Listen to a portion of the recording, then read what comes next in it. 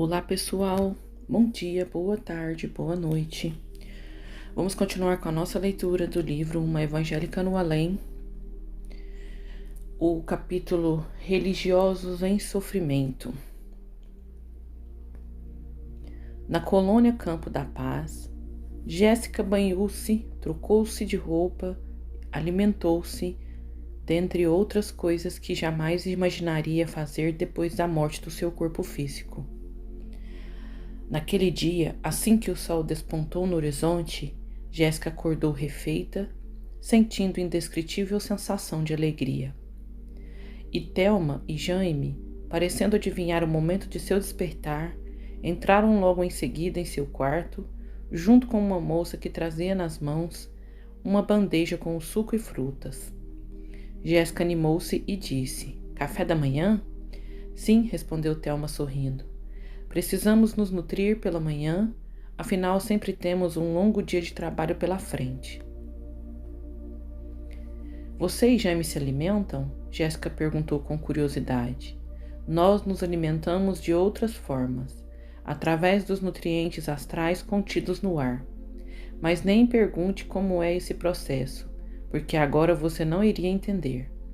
Todos riram, e enquanto Jéssica começava a comer, Jaime tornou: "Thelma a levará até sua casa para que veja como as coisas estão indo por lá. Como você está aprendendo e aceitando a sua nova condição de forma rápida e harmônica, você começará a estudar assuntos mais profundos, pois mais para frente gostaríamos que nos acompanhasse numa tarefa especial." O rosto de Jéssica demonstrou curiosidade, ao que Jaime respondeu: "Vamos ajudar o pastor Clementino. Clementino, você o conheceu e ele também gostava muito de você. Sentiu bastante sua morte." "Quem é pastor Clementino?" Jéssica não se lembrou de imediato, mas após alguns segundos exclamou: "Eu me lembro agora. Pastor Clementino é muito querido por nossa família. Ajudou meu pai a fundar nossa primeira igreja, mas depois passou a discordar de algumas práticas da nossa doutrina e acabou fundando a igreja dele. Mas em que podemos ajudá-lo? Que problema ele tem?" "Por enquanto, não podemos dizer nada, apenas que você o mentalize em muita luz. É tão grave assim o que ele tem? Não pense em nada negativo. Pense nele envolvido em muita luz. Se aceitar ajudá-lo, estudar e se preparar, poderá ir conosco." "Claro que sim. Pastor Clementino é uma boa alma, muito bom, honesto, cumpridor fiel das leis de Deus. Se está sofrendo, quero muito ajudá-lo." Jaime deu um belo sorriso e saiu. Jéssica tentou saber mais a respeito da tarefa, mas Thelma nada disse. Apenas pediu que se concentrasse em sua casa. Logo, as duas estavam na grande sala de estar da elegante e luxuosa mansão. O clima era de alegria e paz. Sua mãe Conceição, junto com Mônica e Ruth, conversavam amenidades com Elias, que sorria e demonstrava equilíbrio. "O que está havendo aqui?" questionou Jéssica. "Tudo está alegre, sinto-me muito bem aqui, diferente de ontem. O que houve?" Thelma respondeu: "Esqueceu que lhe disse que seu filho teria uma chance de evoluir e reparar seus erros por meio do amor?" Ela meneou a cabeça confirmando. Thelma continuou a explicar: "Pois é isso que está acontecendo. Ruth o está ajudando a encontrar o caminho do equilíbrio. Claro que não usou um meio bom, que foi a mentira, mas dos males o menor." "O que de fato aconteceu?" expressou a expressão de Elias, e as energias boas desta casa me fazem crer que houve um milagre. "Vou lhe contar." Thelma narrou tudo o que havia acontecido em detalhes, e ao final, Jéssica emocionada disse: "Deus é misericordioso. Graças a ele, meu filho não mais sofrerá num hospício. Temporariamente, ele conquistará o equilíbrio e estará livre dessa prova. Mas para que ele se liberte para sempre, será preciso muito esforço. O passado de Elias, como você já conhece, não é dos melhores. E os inimigos desencarnados estão à espreita, aguardando apenas um momento de fraqueza maior para levá-lo novamente ao desequilíbrio. Vamos orar para que ele siga as instruções da irmã e estude muito para entender sua mediunidade.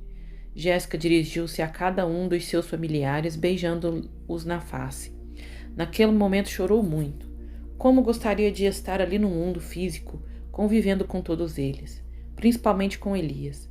Se Deus lhe desse essa chance, seria a maior felicidade. Thelma aproximou-se.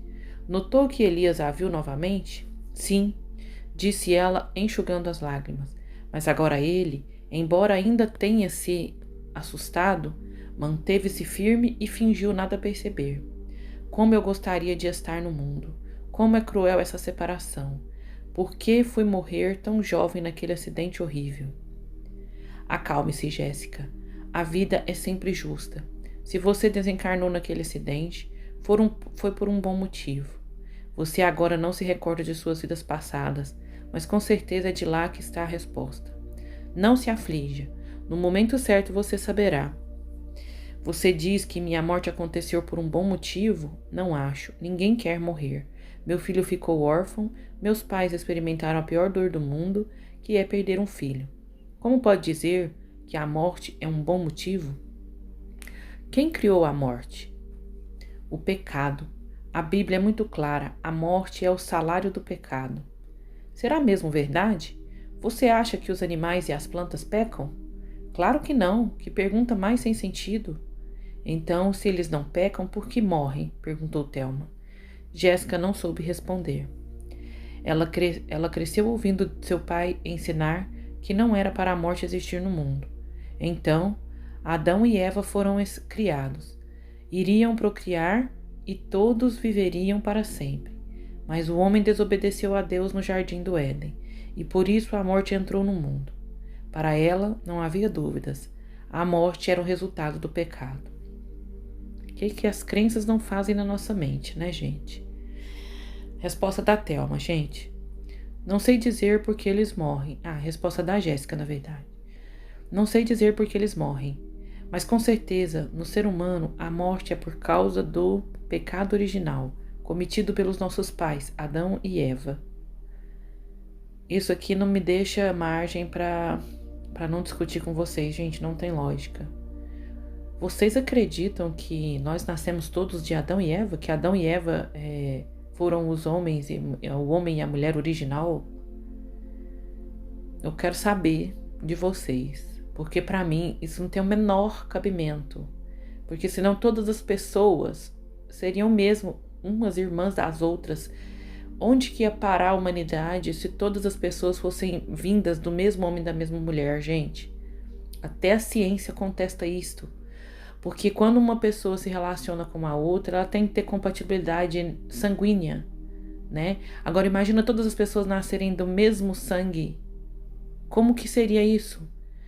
Né? Porque, Adão e Eva tiveram um filho, depois tiveram uma filha. Aí desses dois filhos, que têm o mesmo sangue, né? O mesmo sangue, eles vão ter um filho que vai ter o mesmo... Gente, isso não existe, gente. Cientificamente, presta atenção. A raça humana teria sido aniquilada se essa história fosse verdadeira. Vocês podem fazer uma comparação com uma ninhada de gatos, por exemplo. Vamos pelos animais. Uma ninhada de gatos. A mãe acaba assim, ela tem um relacionamento e ela tem uma ninhada de 5 filhotinhos. E o pai some e ela acaba tendo um relacionamento com os próprios bebês dela depois quando eles crescem. Pensa bem, isso acontece de verdade. Repare que uma quarta, quinta ninhada dessa mesma família vai começar a nascer uns gatinhos deficientes, doentes, com pelo horrível. Procura saber, pesquisa. Gente, de acordo com a ciência, vamos falar de ciência do plano físico. Isso é impossível. Todas as pessoas terem vindo de Adão e Eva, tá? Mas se vocês pesquisarem profundamente, vão ver que através da ciência é impossível. Mas através do plano espiritual, dos ensinamentos espirituais, também isso é impossível. Não existe isso. Vamos tirar essas coisas fanáticas da nossa cabeça, tá? Vou voltar um pouquinho. Thelma a fez refletir. Já lhe ocorreu que essa morte, como salário do pecado, é a morte espiritual, ou seja, a morte de uma vida plena e verdadeira dentro de nós? Como assim? Eu também concordo que o salário do pecado é a morte, mas não a morte física, mas sim a morte espiritual. Por exemplo, o que são os pecados? São os erros que nós cometemos durante a vida. Estes erros, aos poucos, nos deixam mortos por dentro. Mortos de preocupação, mortos de remorso, mortos de tristeza, de angústia, de depressão. Essa morte, sim, é o resultado do pecado, mas não a morte da alma, pois a alma nunca morre. Uma verdade que você já constatou, você se lembra da passagem que Jesus manda deixar os mortos enterrarem os seus mortos. Certo? Jéssica aqueceu. Sim. Então Jesus se referia aos mortos que, mesmo estando vivos fisicamente, estavam por dentro mortos de remorso e culpa pelos pecados ou erros cometidos. Se a morte física fosse só para os pecadores, Deus seria injusto, deixando os seres sem pecado, como os animais, as plantas, os vírus, dentre outros, morressem. A morte não existe, Jéssica. E a grande prova agora é você que teve o corpo morto naquele acidente, mas continua vivo aqui, falando, sentindo, chorando, sorrindo. Você tem razão, nunca pensei dessa forma, mas ainda assim é difícil aceitar a morte como um bem. Ninguém que vive na Terra quer morrer. Aliás, a maioria tem pavor da morte. Mas o ser humano precisa ter sim medo de morrer. E você sabe por quê? Ela meneou a cabeça negativamente. Porque o medo é natural, faz parte do instinto de preservação da espécie. No caso dos animais, eles não raciocinam como nós, eles não sabem o que é certo, não sabem ao certo o que é morrer. No entanto, se você colocar um animal em uma grande altura e simular sua queda, ele ficará muito assustado e fará de tudo para preservar sua vida. Por que isso? É que eles também possuem instinto de preservação. O ego, tá, gente? O ego que Jesus explica nas cartas de Cristo. Se todos os seres viventes, principalmente o ser humano, não tivessem o instinto que provoca o medo da morte, logo se entregariam a todo tipo de aventura, a todo tipo de risco e acabariam por desencarnar mais cedo, deixando de cumprir o programa reencarnatório. Por sua vez, o que não podemos de forma alguma é deixar que esse medo se transforme em pânico, em fobia, que adoeça e incapacite a pessoa. É por isso que as pessoas que têm fé em Deus, não importa qual seja a religião, não temem a morte como as demais pessoas. Claro que igualmente têm um instinto de preservação que lhes causa certo temor, mas jamais a temem com desespero, angústia ou pânico. Poxa, Thelma, quanto tenho a aprender? Quanto tempo eu perdi na Terra? Não diga isso. Cada um aprende no seu tempo. Você não perdeu seu tempo. Programou sua vida para ser do jeito que foi e voltou para cá como uma vitoriosa. Foi boa filha, boa mãe, boa esposa e uma boa religiosa, sempre acolhendo a todos sem nenhuma distinção ou preconceito. Você cumpriu a sua missão na Terra e quando esse tempo acabou, você foi libertada e regressou para o verdadeiro lar. Aquelas palavras comoveram Jéssica. Então é por isso que você diz que a morte é boa? A morte é uma libertação? Sim, é por isso mesmo. A vida na Terra, por melhor que seja, pode representar uma prisão. Algumas pessoas, de maneira inconsciente, alguém pode tentar sair, se libertar do corpo, por sentir o seu peso, mas não consegue, porque não é a hora. Então pode cair em frustração. Assim, nesses momentos, as pessoas sentem melancolia profunda, aparentemente sem razão, que chega sem avisar. E a vida pode lhes parecer muito penosa. Pode ser resultado do esforço para se libertarem conscientemente da responsabilidade de reajuste que assumiram junto ao plano espiritual. É por isso que Elias sente tanta melancolia? É o espírito dele querendo se libertar? No caso de Elias, não. Ele sente melancolia diariamente, isso não é normal. A melancolia a qual me referi vem apenas esporadicamente nas pessoas. A que Elias sente é por causa dos seus erros passados e do sentimento de culpa que ele carrega no inconsciente. Jéssica lembrou-se da narrativa sobre o passado do filho e pôs-se a pensar em como deveria ser difícil para alguém viver com aquelas culpas. Muito tempo se passou. Jéssica aprendia cada vez mais sobre a vida após a morte. Sua crença em Deus e seu bom coração a impulsionaram a aprender rapidamente e logo estava pronta para o trabalho de de socorro ao próximo. Naquele dia, Thelma chegou e disse: "Está na hora de fazermos a visita que Jaime propôs. Vamos?" Jéssica aqueceu e as duas se dirigiram à porta da colônia para encontrar Jaime e mais 4 rapazes. Jaime olhou para ela e explicou: "Nós vamos agora a um lugar muito diferente dos outros que você já visitou. Nós vamos a Umbral." "O que é isso?" Eu me lembro de já ter escutado essa palavra. Creio que foi Thelma quem a pronunciou. Mas no momento não me interessei em saber o que era. Jaime explicou solícito. O umbral é uma região purgatorial, onde os espíritos que alimentam sentimentos negativos de culpa, ódio, mágoa, permanecem até encontrar certo equilíbrio e melhorar a ponto de serem socorridos e levados a uma colônia. É o purgatório que a Igreja Católica sempre mencionou? Não propriamente. A Igreja tem uma ideia muito vaga do que seja um mundo espiritual. O umbral é a zona de muito sofrimento, semelhante ao que dizem ser o purgatório, mas também pode ser chamada de inferno por alguns. Você poderá observar algumas coisas desse lugar, mas não tudo, porque se trata de ambientes de muito sofrimento, que você não suportaria. É Deus quem leva esses espíritos para lá? Não. Em absoluto, quem os leva para lá são eles mesmos, com suas consciências culpadas, com seus padrões de pensamento, com suas condutas fora da moral cristã, depois da morte. Cada um é atraído ao seu lugar de afinidade, naturalmente. Ninguém leva ninguém para lugar nenhum. Só nos casos em que a pessoa fez o possível para ser boa, viver dentro das leis cósmicas, e mesmo quando errou, demonstra arrependimento sincero, é que os espíritos de luz encarregados desse processo os levam a lugares de luz e refazimento. Quando chegaram ao local, Jéssica viu que o ambiente era escuro, de vegetação rasteira, e árvores secas e troncos e galhos retorcidos, onde uma espécie de névoa cobria todo o lugar, deixando a atmosfera praticamente irrespirável. "Com certeza estamos no inferno", exclamou Jéssica. "Você pode dar o nome que quiser. Nós chamamos de umbral.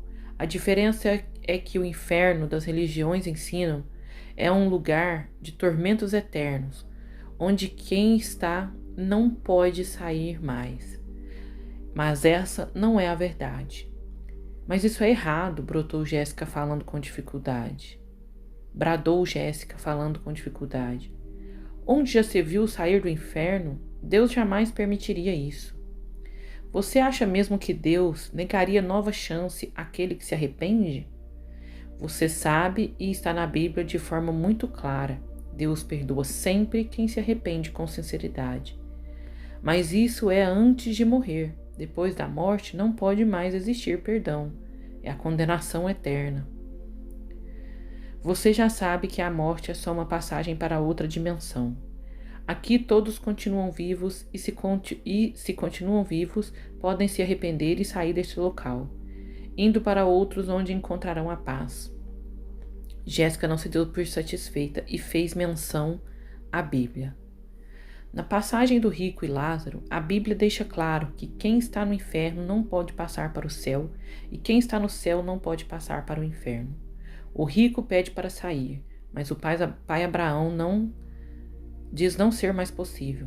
A frase é clara: quem está aí não pode passar para cá, e quem está aqui jamais poderá ir para lá. Jaime explicou com segurança. Essa passagem mostra o que acontece muitas vezes no mundo espiritual. Lázaro queria ajudar o rico, que se debatia nas trevas, mas não estava ainda em condições de ajudar. Já o rico queria sair dali, mas não estava devidamente arrependido de sua soberba, de sua ganância e de sua avareza. Nestes casos, ninguém pode realmente sair de um lugar e ir para o outro. A passagem bíblica está correta, pois fala de um momento de ambos os espíritos, do rico e do Lázaro. Mas assim que o rico se arrepender, poderá ser socorrido, do mesmo modo Lázaro, que se encontrasse em condições, pode ajudar. Para ajudar, iria fazê-lo. Jéssica tentou dizer mais alguma coisa, mas o gesto de Jaime calou-a. Ele prosseguiu com a explicação. O momento agora não nos permite mais aprofundamento no assunto. Prometo que em outra oportunidade prosseguiremos. Estamos aqui num lugar perigoso. Viemos para ajudar o irmão Clementino, que já se arrependeu dos inúmeros erros que cometeu durante a vida terrena. E você, Jéssica, deve manter o pensamento em Jesus mais do que nunca. Por essas regiões vivem seres em grande perturbação. Então, muita atenção e vigiemos os nossos pensamentos. Jaime, você disse que iríamos ajudar o irmão Clementino, mas não pensei que ele estivesse nesse lugar horroroso. Irmão Clementino era uma pessoa ungida pelo Senhor, um homem de bem. Por que veio parar aqui? Perguntou Jéssica sem entender. No momento certo saberá. Agora vamos. Eles se concentraram mais uma vez por ordem de Jaime e começaram a caminhar por entre os pedregulhos. Poças de lamas e buracos de onde saía muita fumaça.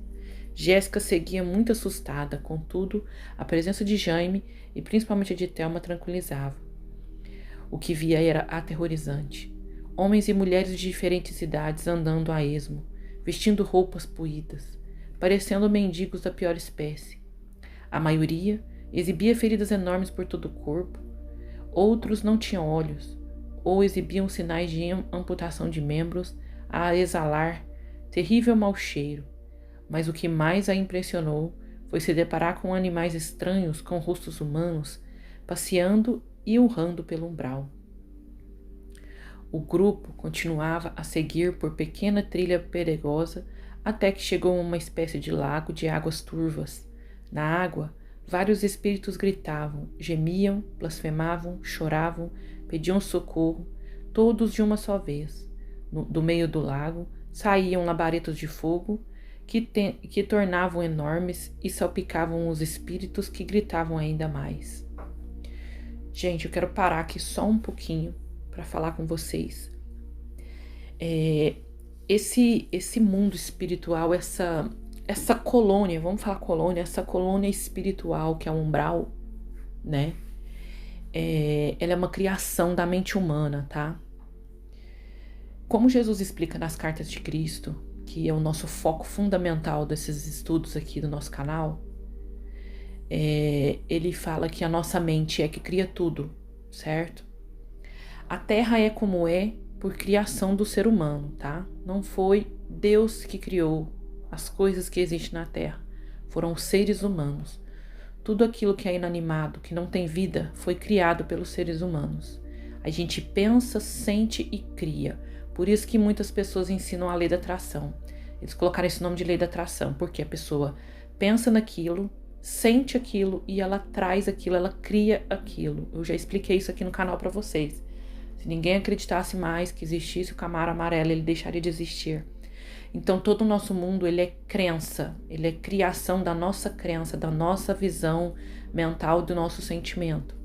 Por que que o umbral é da forma que é? Um plano espiritual, todo carregado de fogo, animais bestializados, o povo vive em farrapos e lama, sujeira, um lugar horrível, como descrevendo o inferno, no caso.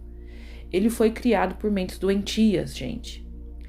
E para lá só vai atraído pessoas com a mesma vibração. Então você não tem que ter medo de ir para o inferno porque Deus criou o inferno para as pessoas más, né? Você não tem que ter medo de ir para o inferno, porque o inferno não existe, certo? O que existe é essa criação mental das pessoas. E para que uma pessoa vá parar nesse lugar, gente, ela tem que estar vibrando na mesma frequência, tá? Se a pessoa vibra na frequência de maldade, julgamento, né? Críticas constantes e que faz maldades, não é só fazer, pensar, sentir, ela é atraída pela vibração do lugar. Mas não pense vocês que só existe esse tipo de umbral. Existe umbral em vários teores de horror. Essa foi a palavra. Custei achar, mas achei. De horror. Então tem lugares que são escuros, frios, mas não tem todo esse terror que tem esse umbral. Então entende que tudo é a nossa mente e a gente é atraído de acordo com o que a gente sente, pensa e faz. Uma pessoa jamais vai parar num lugar desse se ela é solidária, se ela procura ser o melhor que ela pode, entendeu? Porque aí a vibração dela vai ser: eu estou vivendo em um lugar que eu sou o melhor que eu posso. Ela vai ser atraída para um lugar naquela mesma vibração dela, de pessoas que fazem o melhor que elas podem. Pode ser que o melhor que ela possa seja não ser uma pessoa iluminada, mas também não cabe a ela ir para um lugar de lama, escuridão e tormento. Vocês entendem isso? Então entenda uma coisa: no momento da morte é feita uma análise da nossa mente. Não tem ninguém para nos julgar, somos nós mesmos. E de acordo com o nosso julgamento, a gente é atraído para a nossa frequência no plano espiritual. Quando Jesus disse: existem muitas moradas na casa do meu Pai, ele não estava dizendo que existe somente muitos planetas, em que até o homem nem sabe se tem vida, vive tentando descobrir. Ele não estava falando só disso. Ele estava falando dos milhares e milhares, eu não sei quantos milhares, de mundos espirituais ao redor da Terra, para acolher o nosso ir e vir, entendeu? Desde que nós chegamos aqui na Terra pela primeira vez. A gente pode ter sido criado um ser e já vindo direto para a Terra porque a nossa vibração era adequada, ou a gente pode ter vindo exilado de outros mundos, certo? E descido para cá. Para a gente fazer essa nossa jornada de nascer, morrer, reencarnar e partir de novo para o plano espiritual, tem que ter um lugar, entendeu? Ao redor da Terra para a gente ir e vir como satélites, certo? Planetinhas, vamos falar dessa forma, mas tudo, gente, em frequências espirituais. Então tem assim planetas com frequências altas e com frequências baixas, tá? Aí a gente vai nesse ir e vir até estar num estado de maior elevação do que o planeta Terra ou os planetas, os mundos espirituais ao redor da Terra. A partir daí, você segue para um mundo mais evoluído, tá? Eu acho que eu me fiz entender. Vamos seguir a leitura aqui para não ficar com o vídeo muito longo. Jaime olhou e pediu: orem a Jesus. É aqui que o irmão Clementino se encontra. Jéssica estava pensativa. Como aquele homem, o bondoso e seguidor das leis de Deus, havia parado ali? Seria o diabo quem o havia levado? Acabei de falar para vocês, né? Ninguém te leva para esses lugares, é a sua consciência. Um dos rapazes do grupo ligou a luz de um grande holoforte que trazia consigo e começou a clarear o lago. O rosto de uma mulher cadavérica foi iluminado e ela pediu: socorra-me, anjos do Altíssimo, não quero mais sofrer. Eu fui uma boa católica, pratiquei minha religião santamente. Não merecia ter morrido e vindo para o purgatório. Ainda bem que Maria Santíssima ouviu minhas preces e mandou vocês para me salvar e me levarem ao céu. Jaime meneou a cabeça negativamente. E o holofote foi girado para outro rosto. Era de um homem que pareceu ter desencarnado em meia-idade. Seu rosto, de forma arredondada, mostrava feridas profundas por toda a pele. Ao ver-se iluminado, rogou: ainda bem, Jesus é mesmo o Mestre amado. Enviou os mentores de uma colônia superior para me resgatar. Eu sei que errei, mas não merecia ter vindo para cá, principalmente depois de tanta caridade que fiz no centro espírita. Leve-me, quero ir ao nosso lar, para trabalhar lá. Jaime novamente meneou a cabeça para o tarefeiro e o holoforte finalmente virou-se para o rosto de um senhor negro, de meia-idade, que também se debatia no meio dos outros. Quando viu a luz, disse emocionado: os anjos vieram me buscar. Muito errei na vida, mas hoje estou arrependido. Quero voltar a ser um homem de bem. Jaime esclareceu. Este é Clementino. Recolham-no. Chegou a hora de ser ajudado. Jéssica reconheceu o antigo amigo. Mesmo com a aparência totalmente modificada, chorou sentindo piedade, não apenas por ele, mas por todos aqueles que estavam ali. Era muito sofrimento.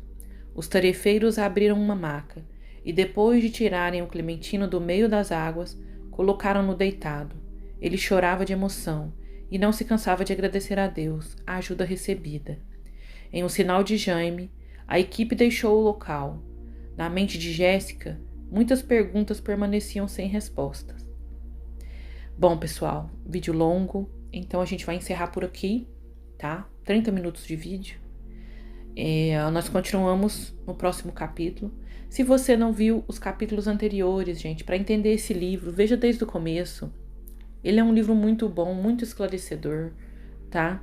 Eu venho deixando eles aqui, esses audiolivros, com muito carinho para vocês que não querem ler, para vocês que não podem ler. Indiquem para os amigos, indiquem para os idosos. Pessoas idosas têm dificuldade para ler, envia no WhatsApp para sua avó, para o seu avô. Fala, olha, avô, é só você clicar aqui que o senhor vai conseguir ouvir o audiolivro. É uma história, e se o senhor gostar, me fale que eu vou mandar os demais. E vai mandando todos os dias os próximos capítulos. Pessoas idosas não conseguem ler, tá? Esse canal de audiolivro é para ajudar as pessoas que não conseguem ler e também para você que quer entrar nos estudos do mundo espiritual e entender esse processo, crescer junto comigo, tá bom? Eu fico muito feliz de você estar por aqui. Agradeço mais uma vez por ter visto até o fim do vídeo. Um beijo de luz, gente. Até o próximo vídeo. Tchau!